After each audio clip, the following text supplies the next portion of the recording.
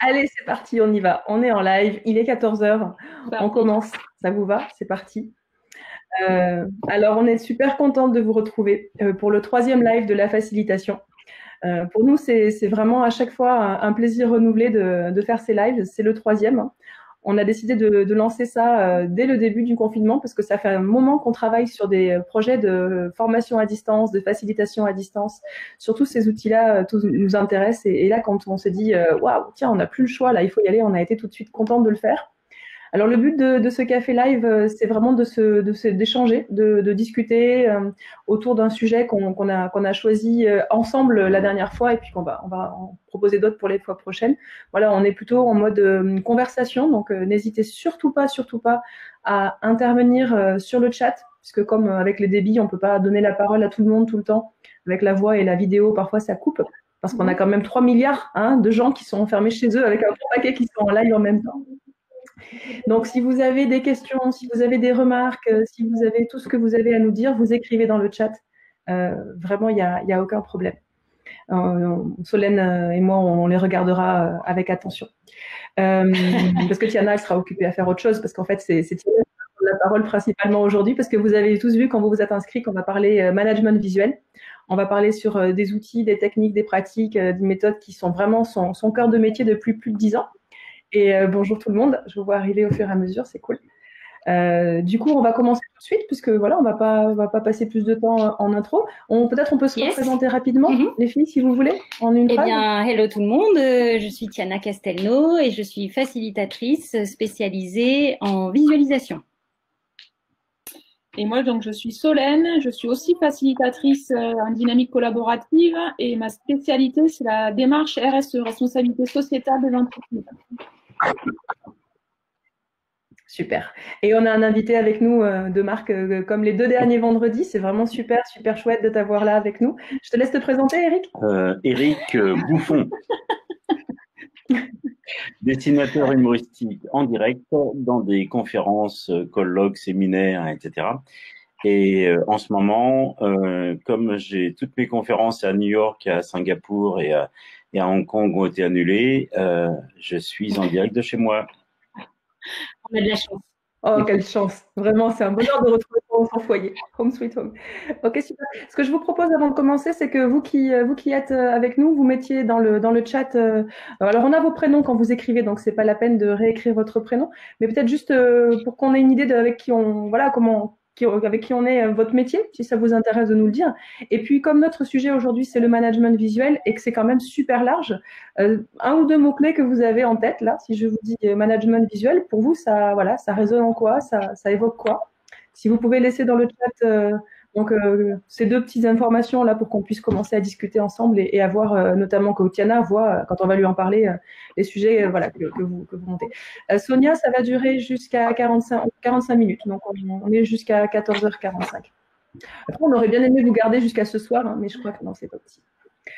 Allez, si tout le monde est OK, on peut commencer. Tiana, je te passe la parole. Tu nous racontes donc la question qu'on avait là, c'était comment t'es arrivée, comment t'es arrivée à devenir facilitatrice graphique et comment tu as rencontré le management visuel. Alors effectivement, la manière dont je l'ai découvert a induit ensuite ma pratique pour toutes les années qui ont suivi.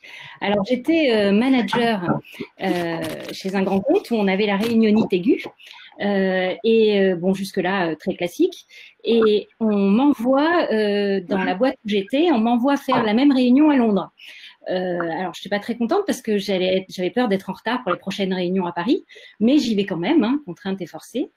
Et là, je vais découvrir en fait ce qui va changer ma vie professionnelle. C'est-à-dire qu'on arrive dans une réunion où il y a un facilitateur externe à l'entreprise et un facilitateur graphique. Le facilitateur externe à l'entreprise, pour moi, c'était une découverte parce que il n'était pas au sein de l'entreprise et du coup, j'ai découvert qu'il y avait vraiment des techniques d'animation que tous les managers n'étaient pas à même de faire et moi, la première. C'est un métier. Et secondo, il y avait deux dos. cet homme qui a synthétisé toutes les informations de la réunion et donc du projet sur lequel je travaillais. Et là, j'ai vraiment compris deux choses. D'abord, concernant ce projet, c'est la première fois que quelqu'un prenait la peine de m'expliquer aussi simplement les tenants et les aboutissants, pourquoi on le faisait, où on en était, pays par pays, où on avait fait des bêtises, où on avait fait des trucs chouettes et surtout où on voulait aller. Et je me suis retrouvée à la fin de cette réunion avec un visuel grand format de toutes les informations synthétisées. Et là, je me suis dit, ouais, super, j'ai vu, j'ai compris. Donc, c'est vraiment comme ça que je l'ai découvert. Et pour le coup, c'est bien une réunion, c'était bien la première que je n'ai jamais regrettée. Donc, retour à Paris. Et là, pour la première fois, vu que j'avais compris, j'ai été en capacité de motiver mes équipes, de leur expliquer vraiment très simplement les choses et surtout de les motiver. Donc, oui, c'est vrai que ça a été pour moi marquant, quoi. C'était vraiment le démarrage de quelque chose. Et suite à ça, j'ai voulu me former, j'ai un peu bidouillé en interne. Et puis, suite à ma formation, eh bien, je me suis mise en indépendante et j'ai cherché longtemps comment pratiquer avec les entreprises. Voilà un petit peu comment j'ai découvert. Super. Oui. Et oui. Est-ce que tu veux nous parler un petit peu de d'où vient la facilitation graphique, voilà, nous donner un peu des éléments de contexte de culture G, on va dire, d'où ça vient, qu'est-ce qu'il en est, les différents mouvements. Oui, absolument. Absolument. C'est intéressant les origines du management visuel parce que du coup, on a tendance un petit peu ici en France à penser que c'est une innovation, alors que non, pas du tout. C'est vrai que ça commence vraiment dans les années 50, le lean management dans les usines Toyota. Pour ceux qui connaissent le lean, c'est vraiment là que ça va commencer avec des panneaux d'affichage dans le monde industriel pour nous donner des indications. Ensuite, il y a dans les années 70, il y a déjà Tony Buzan, pour ceux qui connaissent, qui est un psychologue qui a vraiment travaillé sur les caractéristiques. Le mind map, ça a plein de noms un peu différents, mais c'est la même chose. Et ça, c'est une manière de penser en ramification qui est très intéressante puisque c'est une manière un petit peu de modéliser comment le cerveau va naturellement agréger plusieurs idées qui arrivent ensemble et le fait de l'écrire et de synthétiser comme ça, c'est quelque chose de très facilitant pour la compréhension. Et en parallèle, dans les années 70, c'est là que va démarrer la facilitation graphique. Il y a vraiment David Sibet et Gail et Matt Taylor qui ont mis en place avec des architectes et des designers avec qui ils travaillaient, ce qui va être les prémices de la facilitation graphique, comment on mélange le visuel avec cette idée que dès qu'on est 3-4 personnes autour d'une table à parler de quelque chose, là, tous ceux qui sont en train de nous écouter sont en train de se faire des images dans leur tête de ce que je suis en train de raconter. Et elles sont toutes différentes, ces images. Normal, parce que suivant notre âge, notre culture, notre expérience professionnelle, on a vraiment chacun des images très différentes. Par contre, si je me mettais là à dessiner en direct ce qu'on est en train de dire et de vous faire un petit visuel de ces origines-là, on va être sûr, non pas d'arriver à une pensée unique, mais d'être au maximum sur quelque chose, une vision commune, d'accord? Et c'est vraiment eux qui ont commencé à mettre ces systèmes un petit peu en place. Et puis, autour de ça, il y a vraiment, par exemple, dans les années 80, il y a tous les pays du Nord qui se sont vraiment emparés de ces méthodes pour les mettre dans l'éducation. Le visuel, la couleur, c'est quelque chose qui les accompagne beaucoup, qui est très encouragé. Et du coup, maintenant, ça fait évidemment des années qu'ils utilisent ça. Nous, un peu moins encore, parce que culturellement, on n'est pas là-dedans, mais ça commence à arriver. Et puis, dans les années 90, la visualisation, elle a vraiment commencé à être popularisée dans tous les pays industriels, dans toutes les entreprises, avec tout ce qui est méthodes agiles, les méthodes collaboratives, participatives, etc. Et à partir de là, ça s'est vraiment de plus en plus diffusé. Hein. Voilà. Ça, c'est pour brosser un large éventail comme ça de toutes les pratiques visuelles et comment c'est arrivé. Donc, non, c'est pas vraiment de l'innovation. Ça fait quand même longtemps qu'on travaille sur le sujet. Ok. Merci, merci Tiana. C'était Tiana en direct de Radio Londres. Ah, merci. J'espère que, j'espère que tout le monde peut voir le dessin d'Éric.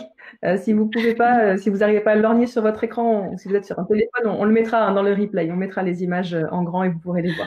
Du coup, la première question qui me vient avant de poursuivre, et certainement que dans le chat, Karine puisse commencer à collecter les premières questions.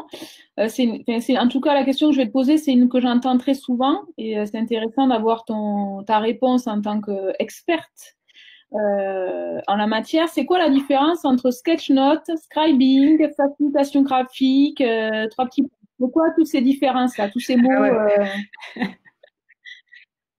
Voilà. Moi, je suis d'accord parce qu'on en perd notre latin. Franchement, c'est du jargon. Mais si déjà tu pourrais nous l'expliquer. Oui, alors, je vais donner mon explication. Et attention, je veux pas être dogmatique là-dessus. Hein. C'est vraiment, voilà, je vais vous donner mon explication et vous allez voir tout à l'heure, je referai peut-être encore un petit focus sur la facilitation graphique parce que vous avez compris que c'était mon petit dada. Mais il y a effectivement plein de manières différentes de s'en servir. Alors, en ce qui me concerne, le sketchnote, par exemple, et c'est génial parce que c'est grâce à des mots comme ça qu'on arrive à populariser l'utilisation du visuel. Donc, le sketchnote, je pense qu'il a vraiment été popularisé par Mike Rohde, un Américain qui a vraiment fait en sorte que ce mot ressorte un petit peu. Il a écrit beaucoup de livres sur le sujet. Et là, on est vraiment, pour moi, dans la prise de notes personnelle. C'est-à-dire que on peut remplir des carnets et des carnets de sketchnotes. J'aime beaucoup ce terme canadien qui n'a pas vraiment pris chez nous, qui s'appelle croquis-notes. Parce que pour moi, il explique tellement bien ce que c'est. C'est vraiment, on prend des petites notes, on écrit, on fait des phrases courtes et on fait des petits dessins tout autour. C'est vraiment quelque chose, chez les Américains, ils appellent ça du doodle, du doodling. Et pareil, ça a été traduit en français par gribouillage. Donc, le gribouillage, pour nous, en français, c'est quelque chose de très enfantin, qui ne sert pas à grand-chose. Donc, ça n'a pas eu... je vous parle souvent de ce livre génial qui est Faire du gribouillage utile. Et pour moi, il n'a pas eu le succès en France mérité parce que le mot gribouillage est vu comme quelque chose, c'est ce qu'on fait au téléphone hein, quand on est voilà, en train d'écouter un copain qui nous raconte une histoire. Mais du coup, pour revenir au sketchnote, pour moi, c'est vraiment de la prise de notes personnelle. On en remplit ses cahiers. Moi, je fais du sketchnote tout le temps. Dès que je prends des notes, je sais pas faire des choses super proprement. Je fais des petits dessins, etc. C'est pas quelque chose que je vends. Par contre, c'est quelque chose que j'apprends beaucoup aux étudiants. C'est quelque chose que j'apprends beaucoup aux gens, comment prendre des notes pour eux de manière synthétique, agréable. Et puis, même si ce n'est pas le cas, c'est-à-dire que le sketchnote n'est pas prévu pour être montré aux autres, quand quelqu'un sketchnote dans une réunion, on a toujours envie de regarder ce qu'il fait, on a toujours envie de regarder ses papiers. Donc voilà, pour moi le sketchnote c'est vraiment quelque chose une prise de note personnelle. Et dès qu'on est dans la posture de le montrer à quelqu'un d'autre, là on passe dans d'autres méthodes de facilitation graphique. Et effectivement, on va passer sur ce qu'on appelle du scribing par exemple. Le scribing, ça aussi, c'est génial parce que ça a popularisé tout ce qui est facilitation graphique. Et le scribing, c'est vraiment, vous avez peut-être vu ça dans des conférences, je parle pour ceux qui sont en ligne, quelqu'un devant une énorme feuille de 3-4 mètres de papier qui assiste à une conférence et qui va faire des beaux dessins, qui va synthétiser ce qui se dit et qui va comme ça faire une image visuelle énorme de la conférence que vous êtes en train d'entendre. Donc ça accompagne par des images ce qui est en train de se dire et ça va vous laisser une fresque visuelle, la mémoire de ce qui s'est dit de manière comme ça énorme. Voilà un peu pour le scribing. Après, je ne sais pas s'il y avait une autre question, mais en tout cas, pour faire la différence entre sketchnote et scribing, voilà, pour moi, ce sont des choses un peu différentes. Carrément. C'est très clair. Est-ce que Karine, peut-être, tu as des questions dans le chat, du coup? Alors, j'ai pas de questions tout de suite, mais par contre, j'étais en train d'inviter tout le monde à venir nous rejoindre en vidéo ou en audio pour poser des questions éventuellement directement. Mais par contre, Alexiane, qui est sketchnoteuse dans une entreprise d'aéronautique. Alors, je suis en train d'inviter Alexiane pour voir si vous avez envie de prendre la parole pour nous expliquer en quoi ça peut consister, etc. Je viens de vous envoyer une invitation. À voir. Voilà, non mais vous pouvez sinon continuer. Ce qui était important pour nous aujourd'hui, c'était de déjà présenter ce qu'était le management visuel, la facilitation graphique, les différentes déclinaisons. Et je pense que Tiana, tes explications sont très claires. Ce qui nous tenait aussi à cœur aujourd'hui, c'était d'expliquer pourquoi toutes les trois, comme l'a dit très bien l'introduction Karine, pourquoi toutes les trois, quand on travaille sur des projets d'accompagnement dans la durée ou même sur de l'animation de réunions ou de séminaires, on met toujours du management visuel. Et c'était aussi le retour d'expérience qu'on voulait partager avec vous et puis que vous nous fassiez aussi un retour. Est-ce que Tiana ou Karine, peut-être, on peut faire un retour d'expérience par rapport à ça? Pourquoi c'est important pour nous de mettre du management visuel dans les projets, que ça soit beaucoup plus global? Bonjour. Je sais pas si Bonjour. quelqu'un me voit. Oui, bonjour, je suis Alexiane. Bonjour Alexia. Enchantée. Ouais. Allez, vas-y, on te laisse la parole si tu veux. On Alors, la j'ai dit que question je de Solène faisais après. du sketchnote, mais finalement, Tu nous à expliques. écouter la définition de Tiana, je pense que ça va beaucoup plus loin.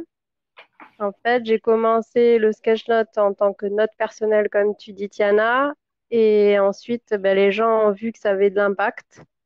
Et maintenant, ça va plus loin, c'est-à-dire je fais des visuels pour des chefs, pour indiquer des objectifs, pour indiquer des processus techniques. Et donc, ça peut peut-être s'assimiler à de la facilitation graphique. J'ai aussi fait du Scribe Live. En fait, je fais un peu de tout. Et je m'auto-forme encore. Voilà, je m'auto-forme. J'ai fait qu'une seule formation avec Thierry Delest et je me suis lancée. Et c'est dur. Je pense que c'est pas parfait tout ce que je fais, ça c'est sûr. Et je pense que j'ai encore plein de choses à apprendre. Mais ça commence tout doucement dans mon entreprise à avoir de l'impact, en tout cas. Génial. J'adore. C'est parfait, c'est génial.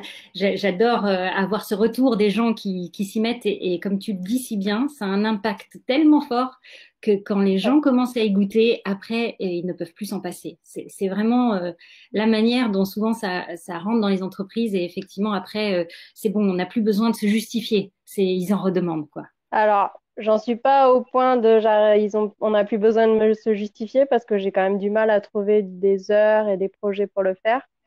Mais depuis 4 mois là, j'arrive à m'auto-financer en heures parce que je suis quand même employée dans cette entreprise et j'ai réussi depuis 4 mois à faire que ça.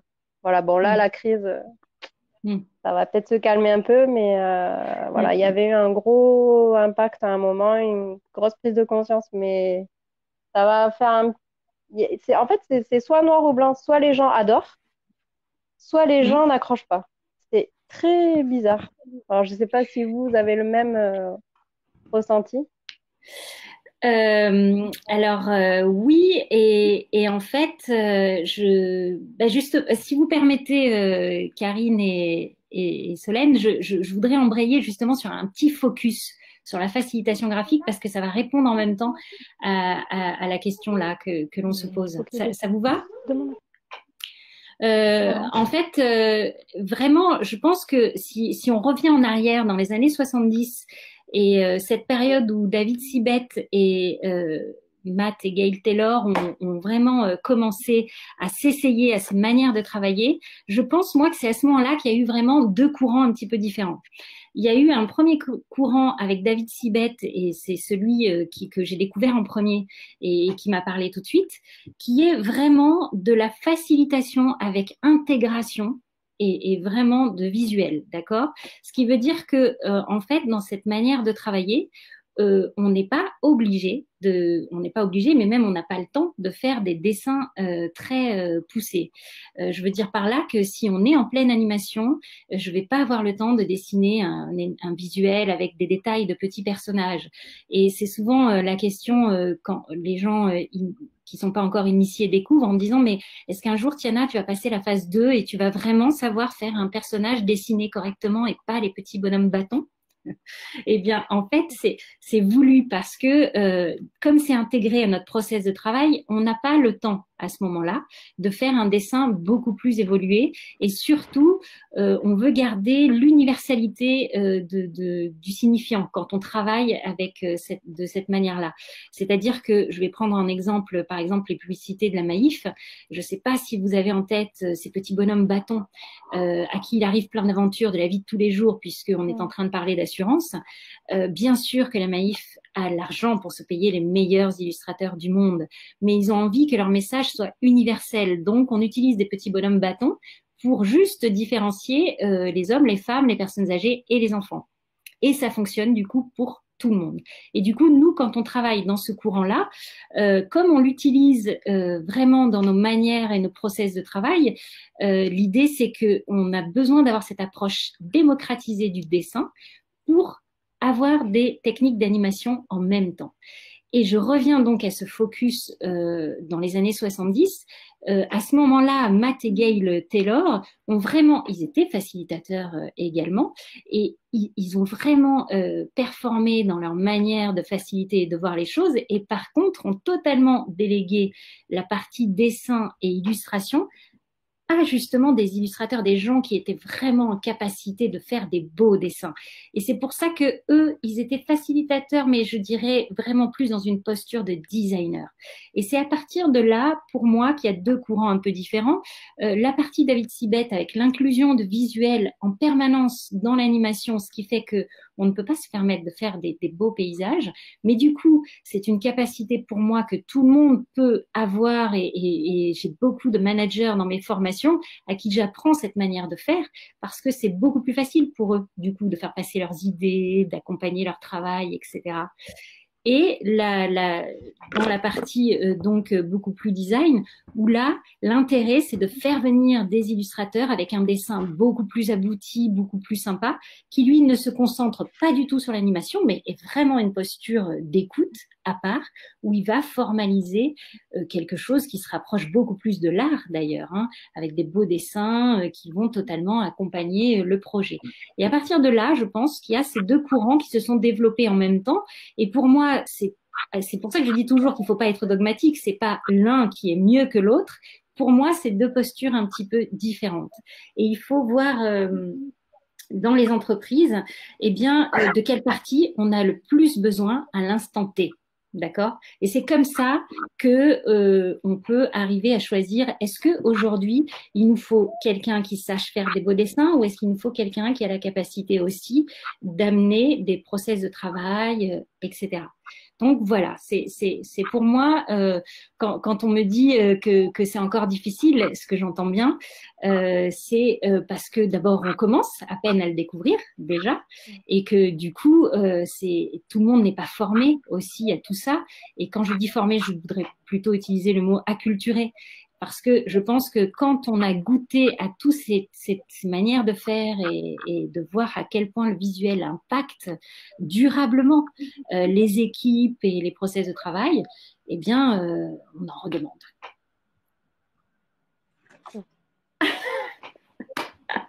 Ah. Waouh. Un beau dessin, vaut mieux comme un discours. Je voudrais revenir un peu sur ce que disait Alexiane. Elle n'a pas dit exactement quel était son vrai métier. Son vrai métier, c'est ça. Donc voilà. Je vois pas. Est-ce que tu peux nous le lire? Son vrai métier, vous voyez pas bien? Non. C'est tout son flou. vrai métier, c'est aéro-sketch-nautiqueuse. Pas mal. Voilà. Aéro-sketch-nautiqueuse. C'est pas mal. Un mot valise. Ouais, super. C'est du Franck Lepage. Je prends la parole une seconde, Tiana, parce que dans le chat, il y a un débat, enfin, il y a des questions autour de la différence aussi, de la définition du scribing ou du scribing, je sais pas comment on dit, pas très bonne là-dedans. C'est Shiva qui nous demande ça, et Sonia répond que le scribing, c'est une fresque visuelle lors d'une conférence ou d'un événement. Est-ce que toi, tu peux bonne réponse de préciser Sonia, ce que c'est parfaitement ça. c'est vraiment, je pense que le scribing, c'est vraiment ce qui s'est développé justement en parallèle de la facilitation dans ce courant-là.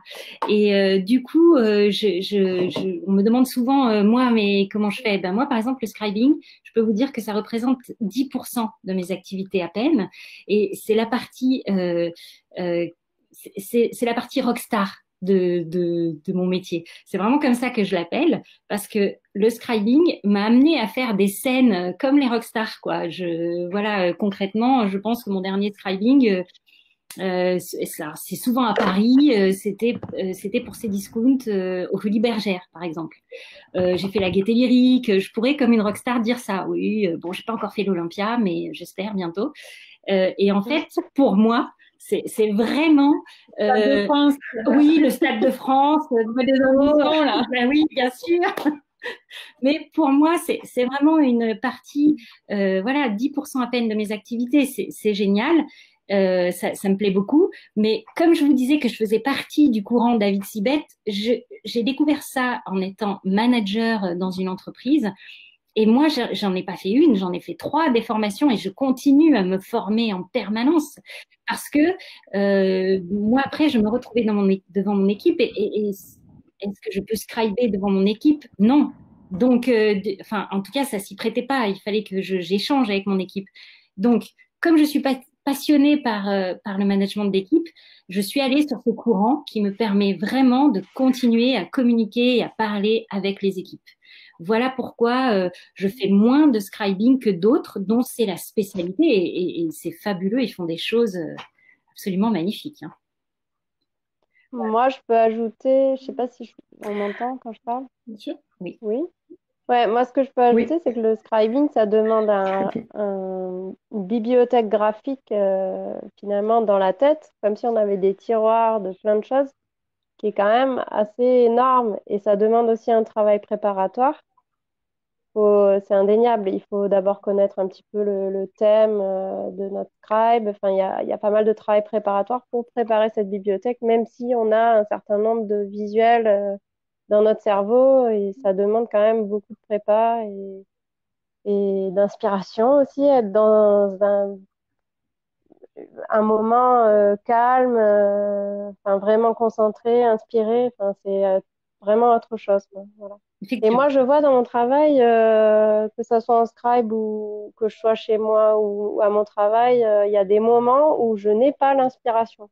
Et je trouve ça très frustrant, en fait. Je me dis, mais c'est bizarre ce sujet, je sais hyper bien le traiter, mais j'ai besoin d'être dans un environnement qui m'inspire pour arriver à sortir quelque chose. Bon, c'est peut-être parce que je suis à mes débuts aussi. Ouais. Bon, voilà.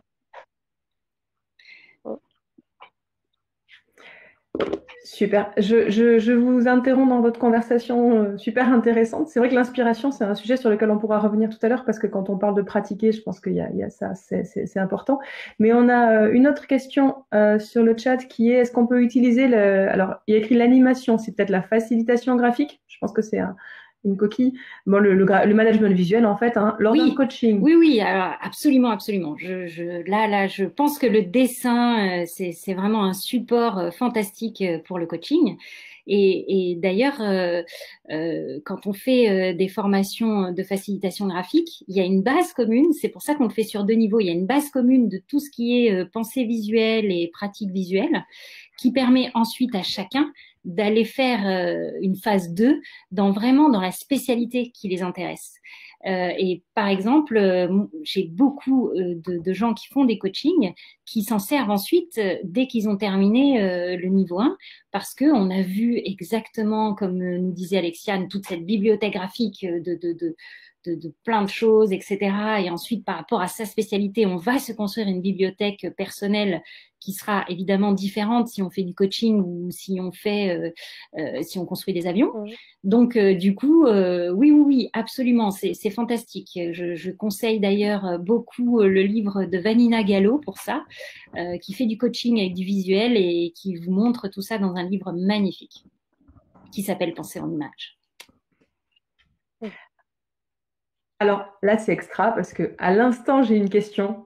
Tiana, pourrais-tu nous redonner tes bouquins de référence sur le fond et la forme? Alors ça tombe, mais juste au moment où tu as donné la référence. Donc Nathalie, je viens de te dire que je la traitais plus tard. Bon, alors, moi, vous l'aurez compris que mes livres de référence, ce sont les livres de David Sibet. Voilà. Ah, voilà, je vois le livre de Vanina Gallo là-haut. Alors moi, ce sont vraiment les livres de David Sibet. Ils sont un peu loin de moi là, donc j'ai pas d'assistance qui peut me l'amener, donc je pourrais vous montrer les couvertures. Donc pour moi, c'est vraiment ça la base, parce que c'est à partir de là que je me suis formée, que je produis, que je travaille, etc. Ensuite, vient absolument, mais absolument, absolument tous les livres de Bicablo. Je ne sais pas si vous connaissez ces visuels à avoir. Elle me connaît par cœur. Elle me connaît par cœur. Voilà, ce sont vraiment. C'est pas répété ça. C'est pour ça que je dis ça. Neuland, ils sont trop forts. Bien sûr, ils sont trop forts parce que vraiment, ils ont su décortiquer tout ce qui est base visuelle pour le travail. Et vraiment, ça c'est des petits trésors. Hein. Il y en a 3, c'est fabuleux. Achetez-les tous. Et pour continuer sur les demandes d'informations, comment se former à petit prix ou gratis si possible en Sketchnote? Est-ce que tu as des tutos, des vidéos? Alors concrètement, est-ce que j'ai des choses gratuites comme ça? Je pense à un groupe sur les réseaux sociaux qui s'appelle un dessin par jour. Je sais pas, si quelqu'un peut vérifier pendant que je parle, je crois que ça s'appelle un picto par jour. Un picto par jour. Je crois que c'est ça. Et là, vous avez sur les réseaux sociaux, une fois par jour, une fois par journée, un petit picto qui peut vous entraîner chaque jour à faire quelque chose. Et puis en plus, ils sont plusieurs personnes passionnées par la facilitation graphique à produire ça. Donc, ça peut vous faire une bibliothèque géante là sur les réseaux sociaux. Vous traquez que cela. Et là, aujourd'hui, je ne sais pas depuis combien de temps ils font ça, mais vous avez déjà une bibliothèque gratuite énorme en ligne. Après, oui, parce que Marc Duguay, c'est quand même quelqu'un de. C'est lui qui a l'initiative de ça, je crois, et c'est quand même quelqu'un de super connu dans tout ce qui est pensée visuelle. Ouais. Je trouve qu'il a un style intéressant aussi en termes d'inspiration, c'est intéressant. Ouais. Je peux rajouter un truc, en ce moment, il y a Béatrice Lullier qui a créé un sketchnote facile, un petit challenge sur les 45 jours de confinement, là. Ouais. Et du coup, elle propose des petits jeux visuels chaque jour, moi, que je fais. Voilà, c'est intéressant. Ah oui, oui. Pour permettre de s'immerger dans d'autres univers, des techniques de lettrage, des textures, plein de choses. C'est intéressant. Ah, Ça va pas apprendre le sketchnote, mais ça me permet de s'immerger se poser des questions, s'interroger. C'est pas mal. Ouais, mais Voilà. Et il y a, pareil, je crois qu'il y a un Facebook et un Twitter sur ça aussi. Exact. Il y a des gens qui postent des choses. Ils sont partis sur 45 jours avec un objectif par jour. Donc, ils sont partis sur 45 jours de confinement, on va dire. Hein. C'est ça le. Ouais, c'est ça. Et un petit dessin pour. Tu peux nous dire ce qu'il y a écrit? Je le vois à l'envers. Qu'on puisse le voir. Vous le voyez en petit, c'est ça? Il y a une base commune. Allô, il y a une base commune. Bon, on fait dans la métaphore aéronautique. Oui, mais c'est vrai, par exemple, que on m'appelle souvent en me disant, mais donc, est-ce que vous pouvez faire du dessin en direct parce que on a une remise de prix et on aimerait qu'il y ait quelqu'un qui capte comme ça des moments forts. Et non, je peux pas, je sais pas faire. C'est vraiment pas ça ma spécialité. Et donc, dans ces moments-là, je donne tout de suite les coordonnées d'Éric. Donc, vous pouvez voir les dessins en direct là, parce que c'est vraiment une spécialité à part. Et c'est vrai que quand on sera de plus en plus nombreux à être acculturés à toutes ces différentes techniques, déjà les gens verront à quel point, si c'est possible, c'est vraiment sympa justement qu'on vienne ensemble à des événements, parce que Éric fera des choses totalement différentes des miennes, et par contre elles seront complémentaires. Et c'est ça où vraiment aujourd'hui, bien sûr, je vois bien que les gens ne savent pas vraiment faire la différence de toutes ces manières entre toutes ces manières visuelles de faire. Tout est un peu mélangé et c'est normal, mais en fait c'est assez différent. Et justement, intervenir avec Éric sur un même événement, ça ne va pas du tout donner la même chose, et c'est très intéressant de voir la complémentarité du visuel sur un événement ou une prestation, une mission quelconque, quoi. Et Éric, tu peux nous donner ton avis? Je peux vous le vendre si vous voulez, parce qu'en ce moment, je vais vous le donner quand même. Allez. Elle était facile, celle-là. Allez, prête-nous ton avis, prête-nous. Oui, effectivement, pour moi, c'est deux choses différentes. Moi, je me positionne comme un bouffon qui est libre de rebondir sur tout ce qui se dit, tout ce qui se passe exactement. Je peux faire 3 dessins en 10 minutes, je peux faire un dessin en 15 minutes, euh, et, le, et je ne suis jamais trop, enfin, forcément très proche de la réalité. C'est-à-dire que si on parle à un moment donné de choucroute, je peux faire un dessin qui parle de cassoulet. Alors que quand vous faites de la prise de notes dessinée, du sketching, du sketchnoting, etc., il faut être très, très juste par rapport à tout ce qui a été dit. Et si à un moment donné, quelqu'un parle de cassoulet, bah, vous dessinez une boîte de cassoulet, pas un plat de choucroute, quoi. Et ça marche avec les lentilles, avec tout. Hein, il n'y a pas de problème. Moi, je suis dans une posture vraiment très, très ouverte, et c'est mon imagination qui va travailler d'abord, alors que quand on fait j'ai un petit peu testé, je me suis formé 2 jours au sketchnoting, etc. Et c'était très difficile pour moi, parce qu'il fallait que je dessine très, très rapidement et très symboliquement, et surtout que il fallait que j'écoute complètement différemment. Et c'était certainement beaucoup plus difficile pour moi qui, entre guillemets, savais dessiner, ce qui est, on peut en discuter, alors que des gens qui étaient formés déjà à la facilitation et à la prise de notes avaient beaucoup plus de facilité, parce qu'il suffisait juste de trouver des petits bonshommes et d'apprendre le vocabulaire symbolique. Et c'est pour ça que moi je pense que c'est effectivement très complémentaire, et ça fait appel à des zones de cerveau complètement différentes. Voilà, j'ai parlé. Pourtant, tu dois avoir une grande écoute active. C'est pratiquement les mêmes capacités. Peut-être, mais l'écoute active, c'est le premier truc.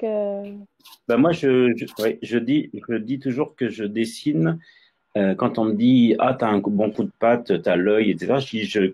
Je dessine d'abord avec mes oreilles.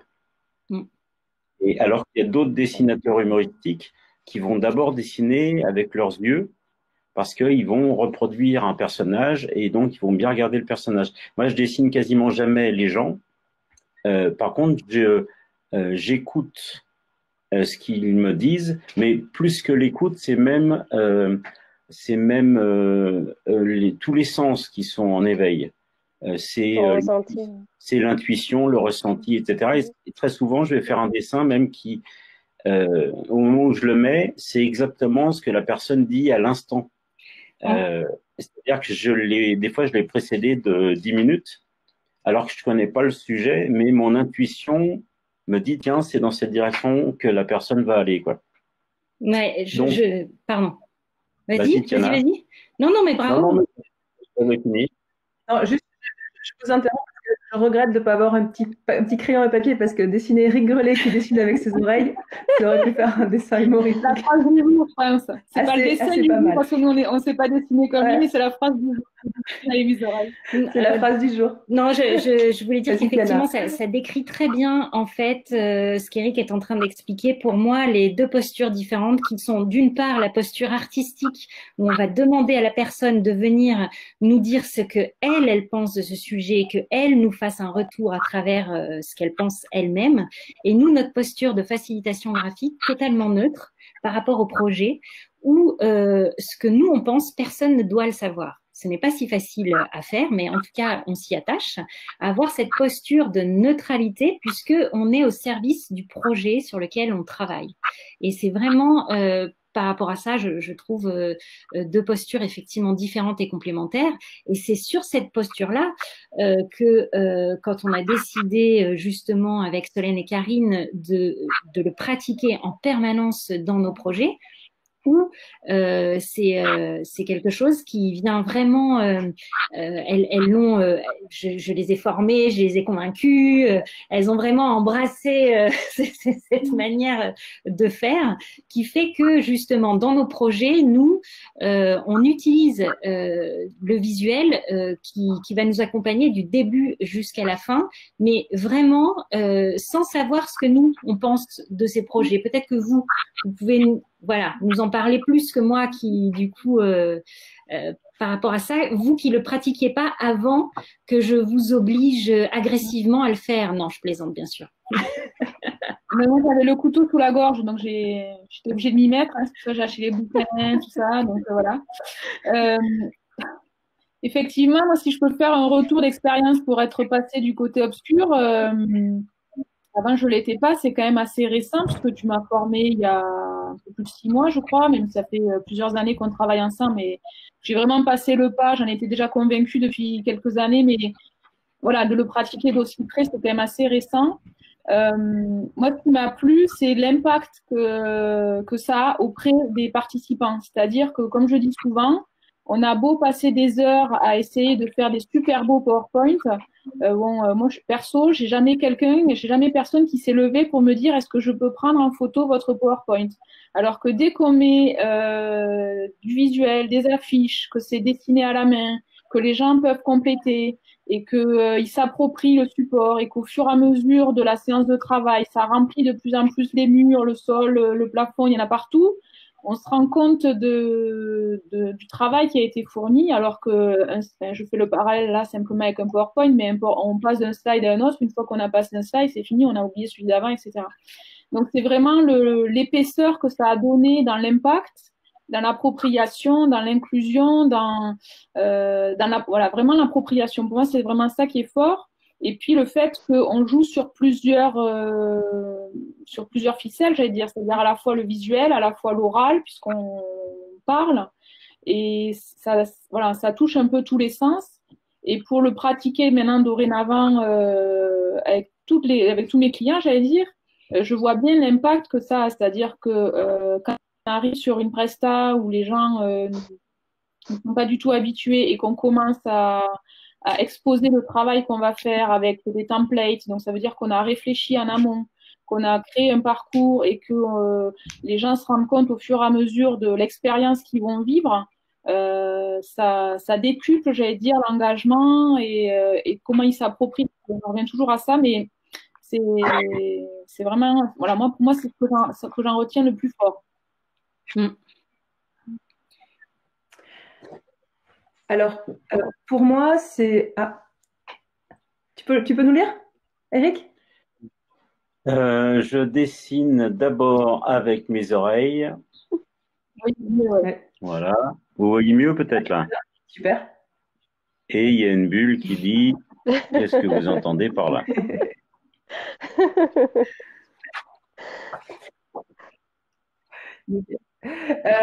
Juste avant que ton film, la dernière chose que je voulais dire que je retiens aussi, c'est que c'est hyper accessible. Le complexe de je sais pas dessiner, je suis pas créatif, etc., etc. Mais en fait, moi, voilà, première surprise de ça, c'est de se dire que c'est hyper facile parce que tout le monde sait faire des bâtons, des ronds, et voilà, donner un peu de mouvement avec 2-3 astuces. Une fois qu'on a fait une formation, c'est vraiment accessible à tous, quoi. Oui, ça c'est vrai. D'accord, le scrolling. Alors, il faut quand même avoir des super formateurs. Hein. Mais ouais, mais bon, ça aide. Parce que tout à l'heure, on parlait des formations en ligne ou des challenges ou quoi, mais ça suffit pas. Moi, je trouve qu'avoir le contact avec un formateur, ça change quand même tout. Franchement, et être en groupe, et il y a toute une émulsion, un partage. Franchement, on peut pas. On est obligé de passer par une formation payante. Moi, je me suis payée cette formation et j'aimerais m'en payer d'autres. Et franchement, j'ai envie d'aller à l'ISC, donc l'International Sketch Note Tour là en Belgique là en septembre. J'ai envie de rencontrer d'autres personnes, j'ai envie de partager avec d'autres facilitateurs. Tiana, je t'avais déjà contacté. Moi, j'attends que tu fasses un niveau 2 pour venir. Voilà, moi je pense que c'est hyper important d'aller à la rencontre des formateurs et de leurs univers pour trouver son propre univers. Absolument. Je trouve que c'est vraiment une magnifique synthèse. Bravo. Ouais. C'est exactement ce que je ressens. Parce que Et je voulais faire une petite transition sur le numérique, parce que moi, dans mon entreprise, je pense qu'il y a peut-être d'autres personnes qui sont dans ce cas, j'ai beaucoup de demandes pour faire des vidéos de dessins qu'on peut faire. Enfin, comment dire, je sais pas, je me suis mal exprimée. Je fais des dessins et on me demande de les mettre en page sous forme d'animation, de vidéo, couplé à du texte. Voilà, la vidéo Spotify fait rêver tout le monde. C'est génial, tout le monde m'en parle, mais du coup, j'avoue, je suis un peu.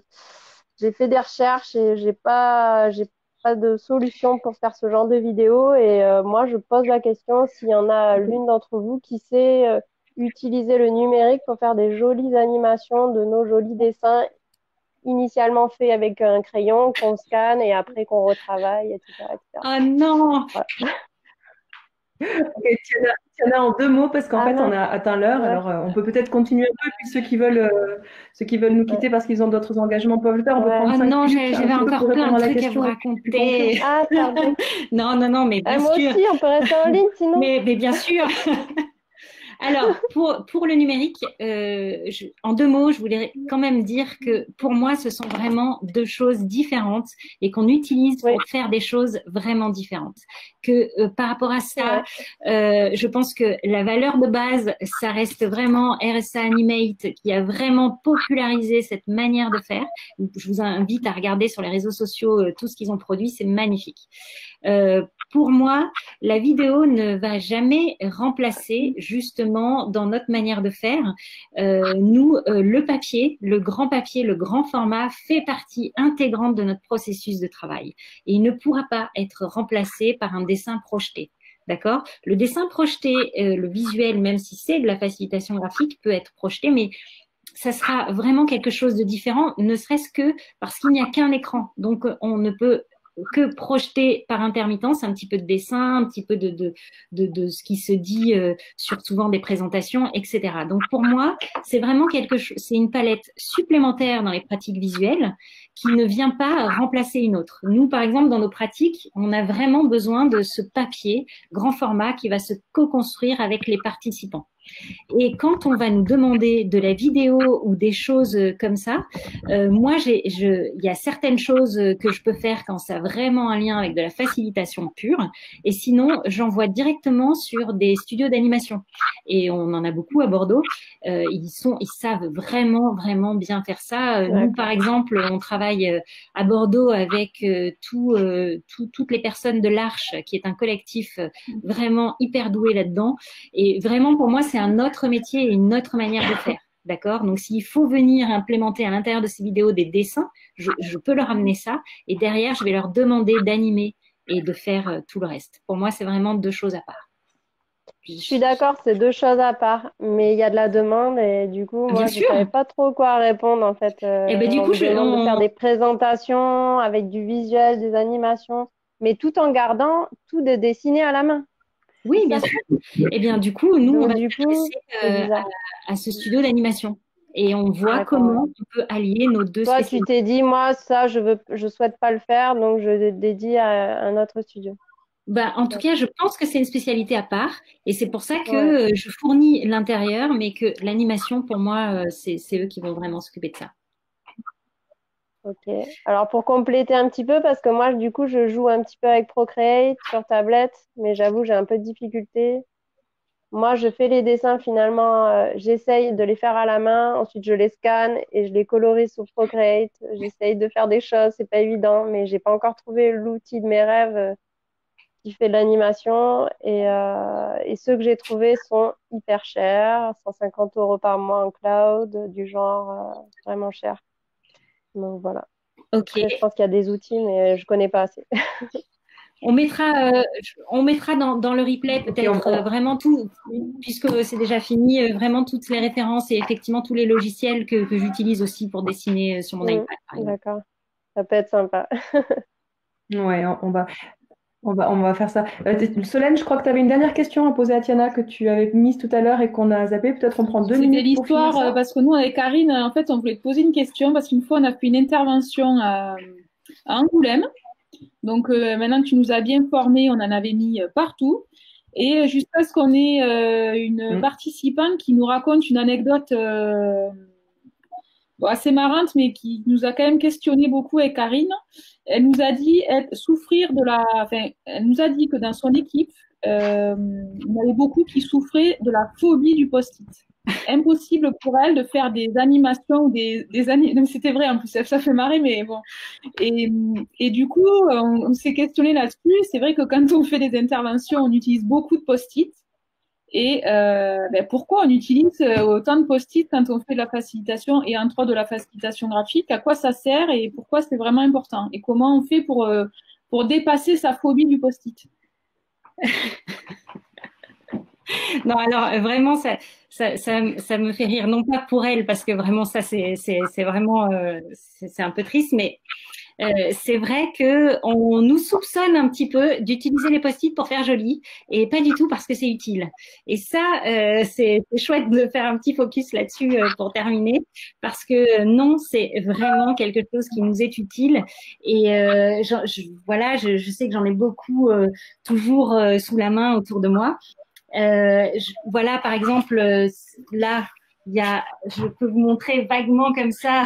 Voilà, un petit peu notre quotidien est quand même beaucoup rempli de post-it sous toutes ses formes. Et peut-être, je vais essayer.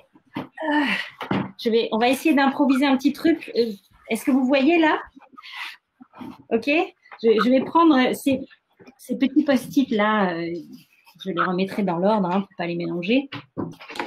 C'est un petit peu, comment dire, quand moi je vais intervenir en facilitation, en scribing par exemple, sur un événement, je vais écouter tout ce qui se dit et je vais synthétiser. C'est moi qui vais, par exemple, synthétiser, écrire des choses là, et je vais faire des liens. Je ne sais pas si vous voyez bien. Je vais dire, voilà, cette idée-là, elle a un lien avec celle-là. Et il faut comprendre que ces deux idées-là vont fournir ça, par exemple. OK? Voilà, ça, mais je fais avec des dessins et du texte. Et quand on est en processus de facilitation, là, je vais avoir besoin que les gens… Hop, je vais prendre un morceau de papier comme ça. Ils écrivent sur des post-it, d'accord? Plein d'idées comme ça, mélangées sur… un travail qu'on leur a donné, des questions qu'on leur a posées. Et ensuite, ils vont venir se mettre devant ces post-it, ils vont y réfléchir. Et ce qu'ils vont faire à ce moment-là, c'est que, et c'est ce que fait tout le monde naturellement, ils vont chercher à faire des liens entre ces idées. D'accord? Ça, c'est vraiment un réflexe. Quand on a posé toutes les idées, on essaye de faire des liens. Et nous, en tant que facilitateurs, on va faire ce qu'on appelle dans notre jargon, enfin, je ne sais pas si les autres utilisent un autre mot, c'est que une fois qu'on a demandé aux gens de les regrouper par famille d'idées. Et ça, c'est ce qu'on appelle patater dans notre jargon. On va patater des idées qui se ressemblent. Et du coup, on utilise, nous, souvent, là, c'est les petits post-it, on utilise souvent des post-it A5 comme ça, qu'on va venir coller contre le mur avec des phrases. Et ce qui se passe, c'est que si on fait la même chose autour d'une table, c'est pas facile d'être 15 autour d'une table, d'accord, et de bouger comme ça ses idées. Alors que là, la même chose sur le mur permet de mettre 15-20 personnes tranquillement autour d'un visuel et tout le monde verra ces post-it, verra comment on les organise, etc. Donc, c'est vraiment pour une question fonctionnelle, une question vraiment pratique qu'on utilise ces post-it, puisque du coup, après, on va pouvoir de nouveau aller en choisir 2 pour aller les poser ailleurs et affiner au fur et à mesure, quand on arrive sur un plan d'action, les idées à mettre en œuvre. Donc, non, vraiment, on en a besoin des post-it. Donc, évidemment, ce n'est pas pour faire joli, c'est extrêmement pratique. Je crois qu'Eric a quelque chose à nous montrer. Avez-vous la phobie du post-it? Le post-it, non, c'est bon. La post-itophobie. Okay. Ah. C'est ça, c'est pour bien. C'est vrai. Ouais. Ce qui est intéressant avec ce que tu viens de nous dire là sur les post-it, c'est qu'en fait le management visuel, il y a beaucoup les mots dont on a parlé au début, hein, scribing, sketch note, facilitation graphique, mais il y a aussi tout ce qui relève du post-it, des affiches. On avait parlé ensemble aussi, on n'a plus le temps, mais moi ce que je vous proposerais, ce serait de faire une deuxième session sur le management visuel, qui soit orientée sur plutôt tout ce qui va être salle de créativité, aménagement de l'espace avec du visuel, comment on fait des affiches, des choses comme ça. Pour aller parce que là c'est vrai qu'on a abordé un petit bout, mais quand vous commencez à discuter là on pourrait continuer pendant des heures en fait. Avec plaisir. Qu'est-ce que vous en pensez?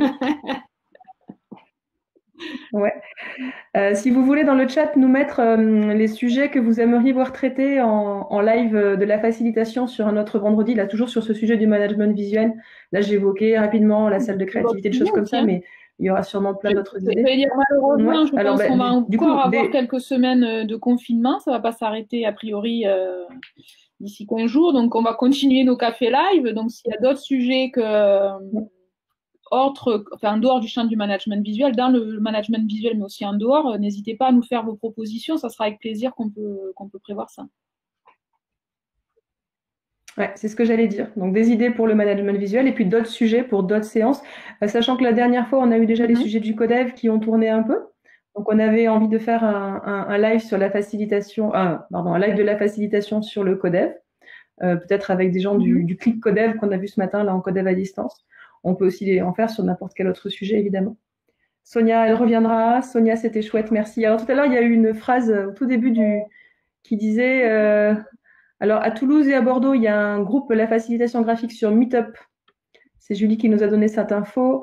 Marie-Laure qui disait Will Eminem Brown Visual Thinking. Oui, magnifique. Il vient d'être traduit en français, justement. Donc, profitez-en parce qu'on n'en a pas tant que ça, des livres en français. On remettra toutes ces références de toute manière dans le replay, dans le texte dessous. Donc, rien n'est perdu. Ouais. Et puis, une phrase de Marie-Laure au tout début de la séance, là, à 14h, qui disait, pour moi, je la prends en conclu, elle était en intro, mais on peut la prendre en conclu. Hein. Fini les comptes rendus trop longs et pas synthétiques, le visuel efficace. C'est vrai. Alors, c'est vrai que si on revient, j'aimerais beaucoup qu'on parle effectivement de la manière concrète dont on l'applique, avec plein de retours d'expérience qu'on a eu ensemble, nous, sur des projets, etc. Enfin, bon, vous l'avez compris, on pourrait en parler des heures, mais effectivement, on pourra en reparler la prochaine fois. Allez, on se dit à vendredi prochain, en tout cas, sur un sujet qu'on va proposer dès lundi, on l'affichera. Et puis, on vous tient au courant si on refait un sujet sur le management visuel dans les semaines qui viennent. Avec plaisir. Bonne fin de journée. À bientôt. Profitez du soleil. Sortez le nez par la fenêtre. Respirez. Merci. Salut. Salut. Bye bye.